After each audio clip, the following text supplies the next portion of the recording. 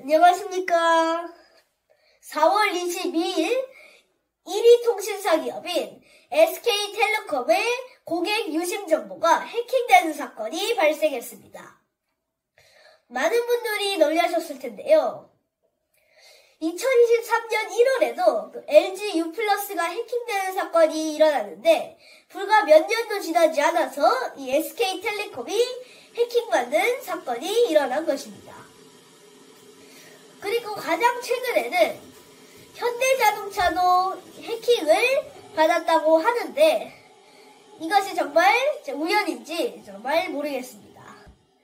이런 해킹 사건으로 인해서 개인이 피해를 볼 수가 있는데 그런 피해를 받으면 그에 대한 보상을 받을 수 있을까요? 네, 그런 개인적인 피해 때문에 보상을 받기는 매우 어렵습니다. 그러면 이런 해킹으로 어떤 피해를 받을 수 있는지 한번 살펴보도록 하겠습니다.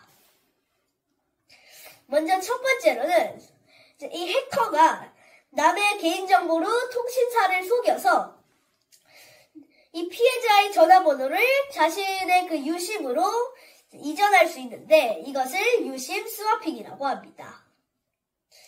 해커는 피해자 전화번호로 걸려오는 모든 전화를 가로챌 수 있게 됩니다. 그리고 두 번째는 개인정보 유출인데 보통 개인정보나 뭐 비밀번호나 그런 것들을 집어넣는데 이 해커는 이메일이나 SNS, 클라우드 정보 같은 것들을 유출할 수 있는데 그러니까 그러면 뭐 사진이나 연락처 그리고 회사 기밀도 다 털릴 수가 있는 겁니다. 그리고 세 번째는 명의 도용인데 이 그 해커가 범죄를 저지를 때 그 피해자를 사칭해서 범죄를 저지를 수도 있는 것입니다.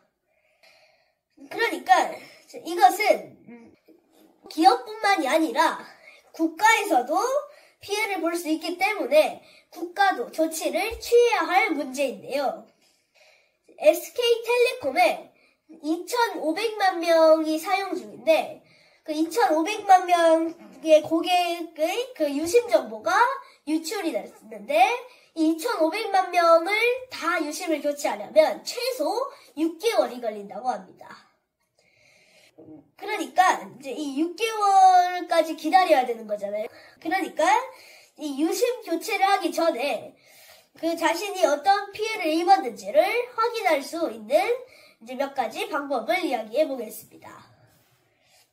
먼저 첫째는 유심 복제 여부 확인하기입니다. 휴대폰이 복제가 되면 이렇게 두 개이더라도 그 하나의 핸드폰만 통신사와 연결이 되는데 그러면 그 해커가 뭐 이메일이나 문자로 해서 뭐 핸드폰을 껐다 켜십시오 아니면 리부팅 하십시오 이런 문자를 보냅니다.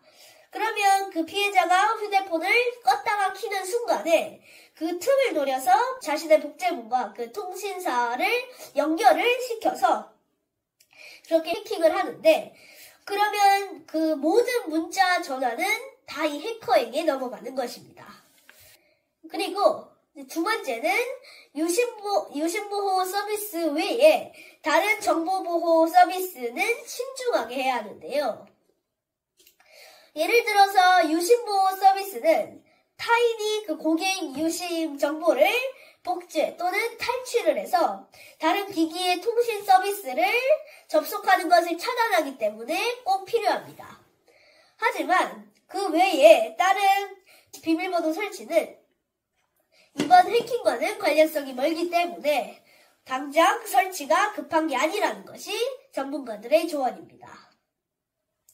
그리고 셋째로는 공식적인 판매 사이트 외에 다른 앱 설치를 최대한 줄여야 하는데요. 자신도 모르게 악성 코드가 설치될 가능성도 있기 때문입니다. 그런데 아직 사용자 2,500만 명 중에 100분의 1에 해당하는 23만 명만이 유심 교체를 완료했는데요.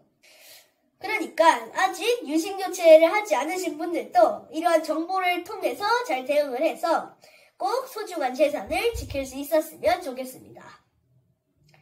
그래서 저는 이제 이런 사태들을 보니까 이런 해킹이나 그런 문제들로 인해서 나라가 혼란스럽기도 하고, 저번에는 중국의 위협 같은 이야기들도 많이 이야기를 했는데, 거기에다가 또 이제 AI 시대잖아요.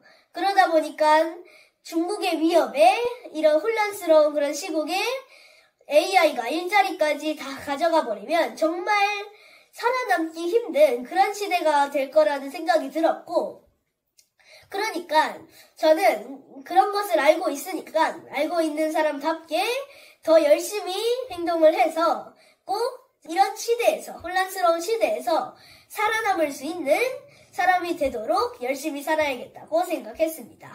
감사합니다.